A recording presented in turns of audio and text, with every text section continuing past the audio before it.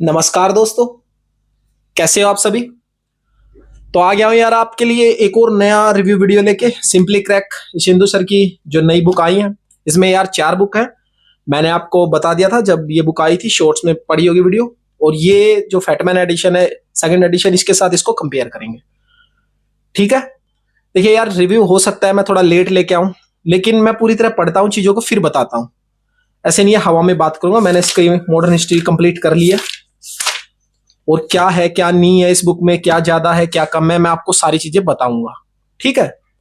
Late review होगा लेकिन proper होगा, ये गारंटी है आपकी। तो शुरू करते हैं, फैटमैन या फिर सिंपली क्रैक, ईशेंदु सर वाला। सबसे पहले आ जाते हैं बाइंडिंग पे और पेज क्वालिटी। बाइंडिंग यार ईशेंदु सर वाली बुक की जो सिंपली क्रैक है, बहुत अच्छी है। बहुत अच्छी बाइंडिंग है।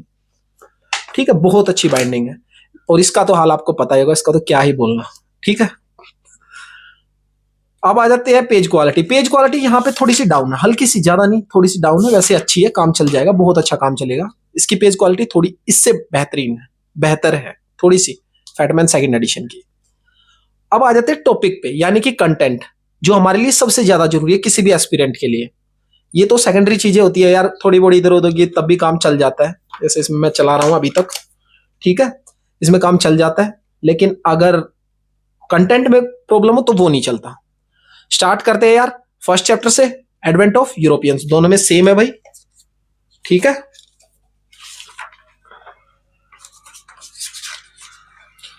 ये देखिए यहाँ पे 155 पेज है, और यहाँ पे इन्होंने यार जीरो से ही स्टार्ट कर रखा है हर चैप्टर को। मतलब मेडिवल में भी जीरो से स्टार्ट है, ऐसे ही मॉडर्न में भी जीरो से स्टार्ट है। ये देखिए, स्टार्ट करते हैं। सबसे पहले तो यार पिक्चर की क्वालिटी की बात कर रहे थे। इसकी पिक्चर क्वालिटी यार बहुत अच्छी है। हालांकि कई जगह थोड़ी सी मिस्टेक तो क्या कहूंगा मैं, जो क्या कहते हैं उसे, शैडो क्वालिटी, शैडो है थोड़ी सी, एक दो पिक्चर्स में, ज्यादा में नहीं है। लेकिन उन्होंने अपनी पिक्चर का बहुत अच्छा इस्तेमाल कर रखा है यार। और शॉर्ट ट्रिक या निमोनिक्स आप कह सकते हैं, जैसे ये हो गया, please don't eat dried fries. Portuguese पहले आए, फिर डच आए, डी से डच, ई से इंग्लिश, डी से डेनिश, एफ से फ्रेंच। इन्होंने बहुत जगह इस्तेमाल कर रखा और काफी अच्छा इस्तेमाल है यार। ये देखिए, बेडेरा को ब्रिटिश और डच के बीच हुआ था, यहाँ पे चप्पल से इसको कनेक्ट कर दिया। ठीक है। ये आयरे कूटे जो हारे थे उनको, मतलब आयरे कूटे ने जो हराया था फ्रेंच फोर्सेस को, उसको भी इन्होंने, ये देखिए, बैड गवर्नमेंट। मतलब इन्होंने काफी अच्छे से निमोनिक्स का यूज किया है, और पिक्चर को उसके साथ, ये देखिए, ये इतनी मोटी इसीलिए है भाई क्योंकि इन्होंने एक्स्ट्रा फैक्ट भी है और पिक्चर भी बहुत अच्छे से यूज की है। और ये रिटर्न में लग रही है यार, ये छपाई की लग रही है। ठीक है। अब स्टार्ट करते हैं। नोट्स है ये, क्लास नोट्स। सबसे पहले तो यार अगर हम टॉपिक देखें ना, इन्होंने हर चीज का बेस बना रखा है। जैसे यूरोपियंस इंडिया में आए थे भाई, क्या हमारा उनके साथ पहले व्यापार नहीं था भाई? पहले भी व्यापार था, सिल्क रूट, ईरान तुर्की से, मिडिल ईस्ट से जो भी था वहां से व्यापार होता। लेकिन ये क्यों आए थे, इन्होंने ये बता रखा है। फॉल ऑफ कॉन्स्टेंटिनोपल था, उसके बाद इन्होंने यहाँ पे जो ओटोमन एम्पायर था उन्होंने कैप्चर कर लिया था, इसलिए इन्होंने एक अलग रूट निकाला था, वास्को डी गामा, जो भारत आए थे। ठीक है। अब है जो फैटमैन है ना, जो डच वाला पार्ट है, छोटी सी जगह में, बहुत कम में फैटमैन ने इन्होंने एक्सप्लेन कर दिया चीजों को। लेकिन इसमें आप क्या देखोगे कि स्टेप वाइज सारी चीजें दे रखी हैं। ठीक है, बिल्कुल स्टेप वाइज चीजें, ऐसे नहीं है कि आप कहीं से कुछ भी शुरू हो जाए। और इसमें जो ट्रिक है ना, मॉडर्न में तो है ही नहीं, लेकिन कई जगह सर ने ऐसा क्या कर रखा है जो फैटमैन में है, उन्होंने फर्स्ट किसी का भी वर्ड लेके, जैसे कोई वर्ड है उसका फर्स्ट लेटर लेके उससे ट्रिक बना दी। लेकिन उन्होंने ट्रिक को एक नए तरीके से इसमें दिखाया है, और वो काफी अच्छी है। जो फैटमैन बुक है, वो ऐसा लग रहा है जैसे सर ने पहले क्वेश्चन देखे हैं, उसके बाद उन्होंने इस बुक को बनाया है। लेकिन जो सिंपली क्रैक है, ये ऐसा अगर आप पढ़ोगे ना तो आपको ऐसा लगेगा जैसे कोई टीचर पढ़ा रहे हैं, हर चीज सीक्वेंस में। ठीक है। जो पुराने स्टूडेंट होंगे वो इस चीज को अच्छे से समझ पाएंगे। ये दोनों बुक को देखने का मेरा नजरिया है यार, हो सकता है किसी का अलग भी हो। जो कॉम्पिटिटिव एग्जाम के ओल्ड स्टूडेंट्स तैयारी कर रहे हैं वो ये चीजें समझ सकते हैं। ठीक है। हिस्ट्री किसी को ठीक से बेस के साथ पढ़नी है तो सिंपली क्रैक बहुत अच्छी बुक है। कैसे है वो मैं आपको आगे बताता जाऊंगा। और जो फैटमैन है, ये एग्जाम ओरिएंटेड ज्यादा है। हालांकि इसमें भी फैक्ट बहुत दे रखे हैं, ये नहीं कि सिंपली क्रैक में फैक्ट नहीं है, कुछ फैक्ट मिसिंग है, वो इसमें भी है, कुछ जगह इसमें ज्यादा है, कई जगह इसमें कम है। कुछ चीजें इसमें जो है वो सिर के ऊपर से जाती है फैटमैन में, जो नए बच्चे होते हैं, ठीक है। लेकिन यहां पे जो चीजें है ना वो सिर के ऊपर से नहीं जाएंगी, जो नया बच्चा होगा वो भी चीजों को समझ जाएगा अच्छे से। अब यहां पे देख लेते हैं यार, सबसे पहले तो यहां आ जाते हैं, देखिए फ्री ट्री ऑफ लिबर्टी, ये फोर्थ एंग्लो मैसूर वॉर में ट्री ऑफ लिबर्टी घुसा दिया सर ने, 1794 में हुआ था। लेकिन अगर आप इस बुक में देखेंगे ना तो इस सीक्वेंस में दे रखा है कि ये कब हुआ था। अगर आपको दिखाऊं मैं, देखिए tree of liberty Tipu Sultan 1794, लेकिन इसमें यार 1798 से 1799 वाले टॉपिक में ट्री ऑफ लिबर्टी देने का कोई तुक बनता नहीं है। इसमें चीजों को बहुत अच्छे से समझाया गया, बहुत बेहतरीन तरीके से समझाया गया। बंगाल वाले टॉपिक में चले जाते हैं, बंगाल वाला टॉपिक था ना ये, इसी में, ठीक है, ये यहां पे हो गया बंगाल वाले टॉपिक में। और क्या है इसमें जो है सर ने जैसे नोट्स बना रखे बीच बीच में, लेकिन इन्होंने एक्सप्लेन किया है, राइल्स ऑफ द नवाब साजुद्दीन के बारे में लिखा, सरफराज खान के बारे में। इसमें सर ने क्या लिख रखा है, सीधा एक नोट्स बनाया, यहाँ पे 2-3 चीजें डाली और खत्म, सिराजुद्दौला स्टार्ट कर दिया। लेकिन इसने सोजाउद्दीन सर ने सरफराज खान, अलीवर्दी खान, उसके बारे में लिखा, कहां से क्या आया, वो सारी चीजें इन्होंने लिख रखी है। William Calcutta, black hole tragedy इनके टाइम में, ये इसमें भी है, फैक्ट इसमें भी है, फैक्ट इसमें कम नहीं है। अगर आप कहोगे फैक्ट कम है तो ऐसा बिल्कुल भी नहीं है, ठीक है। सिंपली क्रैक का पेज 8 है और यहाँ पे 156, अगर आपके पास बुक हो तो चेक कर लेना भी। अब आगे आ जाते हैं, नेक्स्ट पेज में आ जाइए। ट्री ऑफ लिबर्टी ये मैंने आपको बता दिया, फोर्थ एंग्लो मैसूर वार में उसने बताया हुआ है, लेकिन इसने अच्छे से बताया हुआ कि कहां पे ये चीज थी। उसी तरह एक्स्ट्रा इंफॉर्मेशन, जैसे कि कोहिनूर डायमंड, कोहिनूर डायमंड की डिटेल इसमें थोड़ी सी दे रखी है इन्होंने, ज्यादा तो नहीं दे रखी, लेकिन देखिए ये स्टोलन किया गया था मतलब महाराजा रंजीत सिंह से ब्रिटेन वालों ने, लॉर्ड डलहौजी थे उस टाइम पे, ये इसमें नहीं मिलेगी। इसी तरह कुछ फैक्ट हैं जो इसमें मिसिंग है, इसमें है, कुछ फैक्ट इसमें मिसिंग है वो इसमें है, ठीक है। अब आ जाते हैं next topic, Afghan Anglo war. ये भी सर ने यहां पे क्या कर रखा है, एडवेंट ऑफ यूरोपियन में अफगान एंग्लो जो वॉर है, ये देखिए ये अलग से टॉपिक बना दिया है, ठीक है। लेकिन यहां पे एक क्या है, रिंग फेंस पॉलिसी, ये भाई अक्सर पूछा जाता है, ये अफगान वॉर से रिलेटेड ही है, लेकिन इन्होंने क्या कर रखा है, ये देखिए मैं आपको दिखाता हूं, पेज 26 के आसपास है वो, ये देखिए यहां पे रिंग फेंस पॉलिसी, इन्होंने अलग टॉपिक नहीं बनाया। इन्होंने क्या किया, जो जो गवर्नर जनरल थे ना उस टाइम पे, और उन्होंने जो किया था, ठीक है, उन्होंने जो गवर्नर जनरल ने किया था ना वही इन्होंने बीच में डाल दिया, अफगान वॉर का ये डाल दिया रिंग फेंस पॉलिसी। अब इसमें बर्मा वॉर भी अलग दे रखी है, एंग्लो अफगान वॉर भी अलग दे रखी है, लेकिन इन्होंने जिस गवर्नर जनरल ने ये सब किया था ना, गवर्नर जनरल वाला टॉपिक वाला उसका हेडिंग बनाया और उसके अंदर सारी चीजें लिख दी।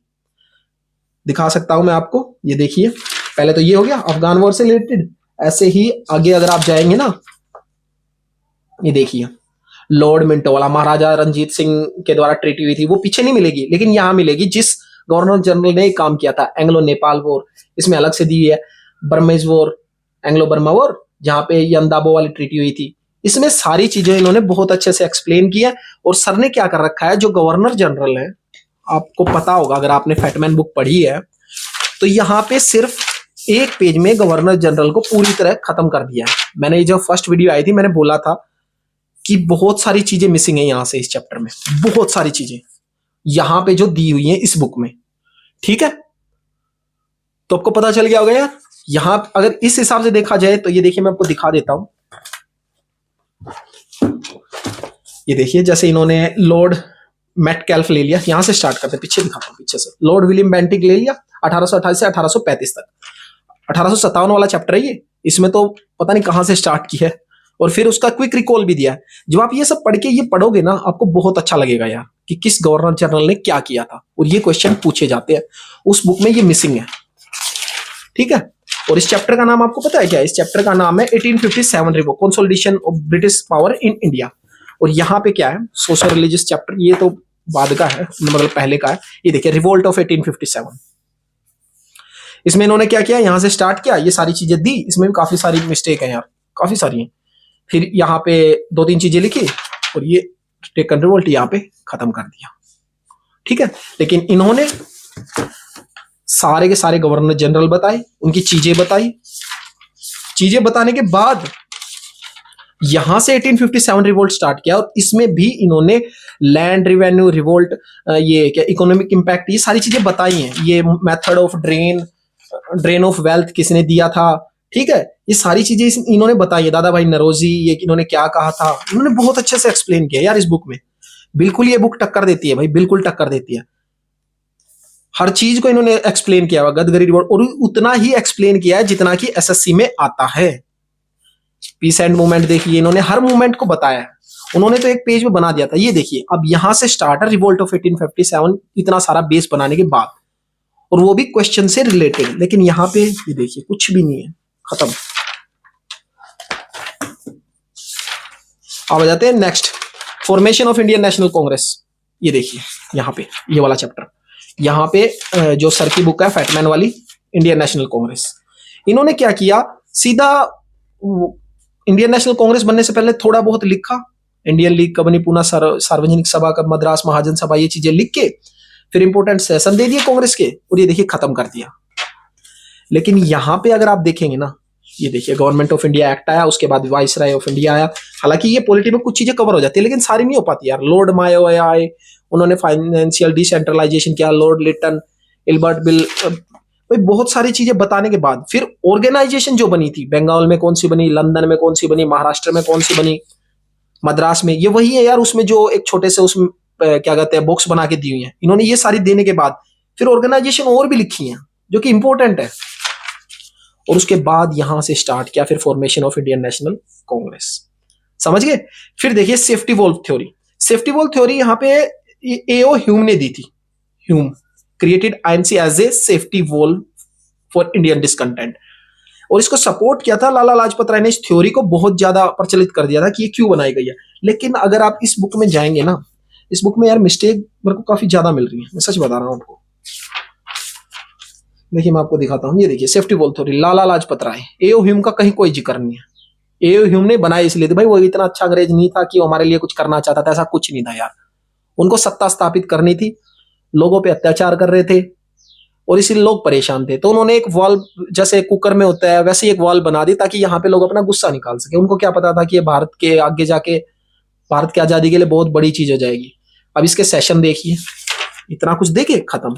लेकिन अगर यहां आएंगे ना, यहां इन्होंने देखिए सेशन दिए हुए जो इंपॉर्टेंट है। यहाँ एक दो सेशन मिसिंग भी है जो जरूरी था। और उसके बाद इन्होंने अलग से हेडिंग बनाई कि कौन से सेशन में आइकन्स, सॉन्ग्स और फ्लैग्स। फिर उसके बाद वीमेन लीडर कौन कौन से थे, कौन कौन से सेशन में थे। उसके बाद स्वराज, पूर्ण स्वराज, कॉन्स्टिट्यूएंट असेंबली कौन से उसमें बनाई गई। मतलब इन्होंने अलग अलग टॉपिक बनाए, फिर कौन से सेशन में क्या हुआ वो सारी चीजें डिटेल में दी हुई है, ठीक है। Special and rural sessions. अब फिर उन्होंने एक्सट्रीमिस्ट फेज अलग से बनाया, इन्होंने इसी में खत्म कर दिया था एक्सट्रीमिस्ट फेज। हालांकि यहाँ कुछ मेंशन है, कुछ थोड़ी बहुत चीजें, लेकिन इसमें बहुत अच्छे से मेंशन है यार, बहुत अच्छे से। और हमारे जो लीडर्स थे ना, उनको भी इन्होंने एक्सप्लेन किया कई कई जगह। ये मुस्लिम लीग बनी, अच्छे से एक्सप्लेन किया। उसके बाद कौन कौन से रिवोल्यूशन हुए। फिर इन्होंने राइज ऑफ गांधी जी को लाए, और यहाँ पे बंगाल पार्टीशन करके थोड़ी बहुत चीजें बाल गंगाधर तिलक के बारे में दे दी, और बहुत सारी फिर यहाँ पे इन्होंने क्या नाम है रिवोल्यूशनरी एक्टिविटीज डाल दी, होम रूल लिख दिया। हाँ, ये कोमागातु मारू जो इंसिडेंट है ये इसमें नहीं है, ये काफी ज्यादा अभी न्यूज में था यार 2022-23 में। एक दो फैक्ट है यार जो इसमें मिसिंग है, वो आप अगर करंट पढ़ रहे हैं या फिर प्रीवियस ईयर देखेंगे तो आपको मिल जाएगा, कोई इतनी बड़ी बात नहीं है। देखिए महात्मा गांधी, इन्होंने यहीं से स्टार्ट कर दिया, महात्मा गांधी लिख के सारी चीजें। हालांकि इनका कुछ पहले वाला काम भी बता दिया इन्होंने। फिर इन्होंने जो जो सत्याग्रह किए वो बताए। उसके बाद इन्होंने यहाँ गांधी एरा खत्म कर दिया। लेकिन अगर आप यहाँ आएंगे ना, यहाँ पे बहुत सारी चीजें हैं यार, और इंपॉर्टेंट चीजें हैं, अच्छे से एक्सप्लेनेशन है। या division phase of Indian national movement, मतलब अगर मैं पूरी बुक को बोलूं ना, ये जो बुक है, अगर आप स्टार्ट कर रहे हैं तैयारी करना, बिगिनर हैं, आपको ये बुक समझ नहीं आ रही है, तो ये बुक आपको समझ में जरूर आएगी। तो ये है भाई इन दोनों का रिव्यू, समझ गए होंगे। ये जो बुक है आपको ऐसा लगेगा जैसे सर ने पहले नोट्स देखे हैं, उसके बाद ये बुक बनाई है फैटमैन। लेकिन यहां पे आपको ऐसा लगेगा जैसे कोई टीचर आपको सारी चीजें पढ़ा रहा है। बिल्कुल ऐसा महसूस नहीं होगा कि कोई चैप्टर एक दूसरे से कटा हुआ है। लेकिन फैटमैन में, अगर आप फैटमैन में जाएंगे ना, तो आपको ऐसा लगेगा जैसे ये चैप्टर नया जब चैप्टर स्टार्ट करेंगे तो ये चैप्टर पीछे वाले से बिल्कुल कनेक्ट नहीं है। अब जैसे 1857 जो रिवोल्ट हुई थी वो किस कारण हुई थी, वो जिस तरह की गन आई थी उसमें भी इन्होंने क्या किया है, मैं आपको दिखा देता हूं। 1857 रिवोल्ट वाला इन्होंने पहले उसका बेस बनाया सारा कि कौन कौन सी रिवोल्ट हुई थी, गांधी जी के बाद ही है वो रिवोल्ट। ये देखिए इंडियन नेशनल मूवमेंट का डिसिसिव फेस आया और इसके बाद ओ सॉरी आगे चला गया, पीछे पीछे पीछे पीछे पीछे पीछे इंडियन नेशनल कांग्रेस से पहले आया था यार 1857 रिवोल्ट। तो इसके बाद ये देखिए मैं आपको दिखाता हूँ, काफी अच्छे से एक्सप्लेन किया है भाई इन्होंने, बहुत अच्छे से। ये रानी गल्दी नीलू बहुत ही अच्छी भाई, इनको याद कर लेना बन सकता है। देखिए इन्होंने कैसे समझा रखा है कि इसको इनको कैसे खोला जाता था मुंह से, अगर किसी ने नहीं भी देखा होगा ना तो वो भी समझ जाएगा कि क्यों ये रिवोल्ट हुई थी। ठीक है, मंगल पांडे के बारे में इन्होंने लिखा हुआ है जो यहां मिसिंग है। देखिए यार हालांकि इसका रेट ज्यादा है, इसका रेट कम है ये, और यहाँ पे साइंस आपको बिल्कुल नहीं मिलेगी, यहाँ पे साइंस मिल जाएगी। लेकिन अगर आप बिगिनर हैं तो मैं कहता हूं सिंपली क्रैक के साथ जाइए, आपको चीजें अच्छे से समझ में आएंगी। साइंस आपको अलग से करनी पड़ेगी, प्रीवियस ईयर क्वेश्चन हर बुक के साथ आपको लगाने पड़ेंगे, चाहे फैटमैन हो चाहे सिंपली क्रैक हो, वो तो मस्ट है, उनके बिना एग्जाम होगा ही नहीं। वन वर्ड में कहूं, अगर आपको कम पैसे में ज्यादा कंटेंट चाहिए तो ये अच्छी है, लेकिन कंटेंट अच्छे से चाहिए और आप पैसे लगा सकते हैं तो ये बुक अच्छी है, और आप बिगिनर हैं तो ठीक है। तो बता देना भाई, अगर आपको और बुक ऐसे ही जैसे इसकी पॉलिटी है या इकोनॉमी है इनके भी रिव्यू चाहिए इसके साथ कंपेयर करके, तो मैं आपके लिए ले आऊंगा। हालांकि आप समझ गए होंगे वही कंटेंट इसमें भी मिलेंगे यार, कहोगे तो ले आऊंगा, नहीं तो फैटमैन की जो मॉडर्न हिस्ट्री की मिस्टेक है वे लगभग मेरी सारी कंप्लीट हो गई है, मैं आपको बता दूंगा कि कहाँ क्या मिस्टेक है, नोट कर लेना, उसकी वीडियो जल्दी लेके आऊंगा। ठीक है, मिलते हैं फिर नेक्स्ट वीडियो में।